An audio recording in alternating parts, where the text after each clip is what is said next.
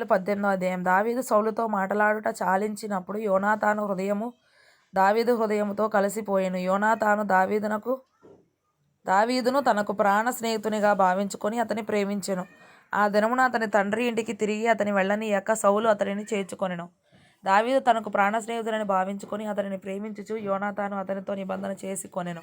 మరియు యోనాతాను తన దుప్పటిని, తన కత్తిని, తన విల్లును, నడికట్టును తీసి దావీదునకిచ్చెను. దావీదు సౌలు తనను పంపిన చోట్లకెల్లను పోయి సుబుద్ధి గలిగి పని చేసుకొని వచ్చెను గనుక సౌలు యోధుల మీద అతనిని నియమించెను. జనులందరి దృష్టికిని సౌలు సేవకుల దృష్టికిని దావీదు అనుకూలుడై ఉండెను. దావీదు ఫిలిష్తీయుని హతము చేసి తిరిగి వచ్చినప్పుడు స్త్రీలు ఇశ్రాయేలీయుల ఊళ్ళన్నిటిలో నుండి తంబురలతోనూ సంభ్రమముతోనూ వాద్యములతోనూ పాడుచు నాట్యమాడుచు రాజైన సౌలును ఎదుర్కొనుటకై వచ్చిరి. ఆ స్త్రీలు గాన ప్రతిగానములు చేయుచు వాయించుచు సౌలు 1000 కొలదియు దావీదు 10,000 కొలదియు శత్రువులను హతము చేసిరనిరి. ఆ మాటలు సౌలునకు ఇంపుగా నుండనందున అతడు బహుకోపము తెచ్చుకొని వారు దావీదునకు 10,000 కొలది అనియు నాకు 1000 కొలది అనియు స్తుతులు పాడిరి, రాజ్యము తప్ప మరి ఏమీ అతడు తీసుకొనగలడు అనుకొనెను. కాబట్టి నాట నుండి సౌలు దావీదు మీద విషపు చూపు నిలిపెను.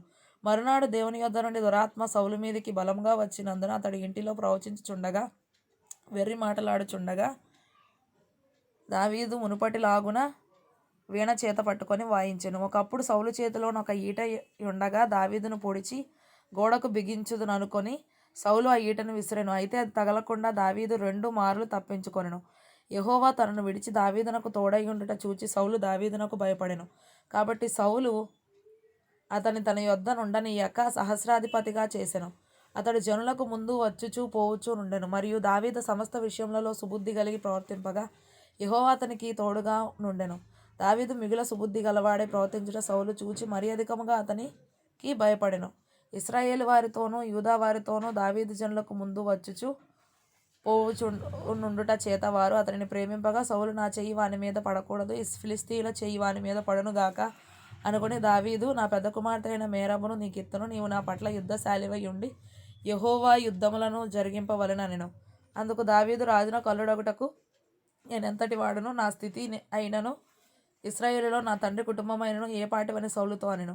అయితే సౌలు కుమార్తె అయిన మేరబును దావీదునకు ఇయ్యవలసి ఉండగా సౌలు ఆమెను మెహోలతీయుడైన అద్రియేలుకిచ్చి పెళ్లి చేసెను. అయితే తన కుమార్తె అయిన మీకాలు దావీదు మీద ప్రేమ కలిగి ఉండగా సౌలు విని సంతోషించి ఆమె అతనికి ఉరిగా నుండునట్లును ఫిలిష్తీయుల చెయ్యి అతని మీద నుండునట్లును నేను ఆమెను అతనికి ఇత్తుననుకొని ఇప్పుడు నీవు మరి ఒక దాని చేత నాకు అల్లుడవగుదు అని దావీదుతో చెప్పి తన సేవకులను పిలిపించి మీరు దావీదుతో రహస్యముగా మాటలాడి రాజు నీ యందు ఇష్టము కలిగి ఉన్నాడు, అతని సేవకులు అందరూ నీ ఎడల స్నేహముగానున్నారు, కాబట్టి నీవు రాజునకు అల్లుడవు కావాలనని చెప్పవలనని ఆజ్ఞ ఇచ్చెను.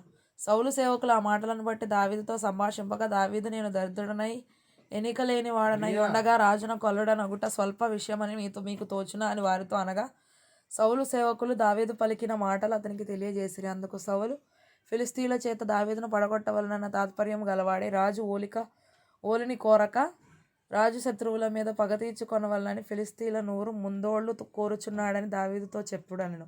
సౌలు సేవకులు ఆ మాటలు దావీదునకు తెలియజేయగా తాను రాజునకు అల్లుడు కావాలనన్న కోరిక గలవాడై గడువు దాటక మునిపే లేచి తన వారితో పోయి ఫిలిష్తీయులలో 200 మందిని హతము చేసి వారి ముందోళ్లు తీసుకొని వచ్చి రాజునకు అల్లుడగుటకై కావలసిన లెక్క పూర్తి చేసి అప్పగింపగా సౌలు తన కుమార్తె అయిన మీకాలును అతనికిచ్చి పెండ్లి చేసెను.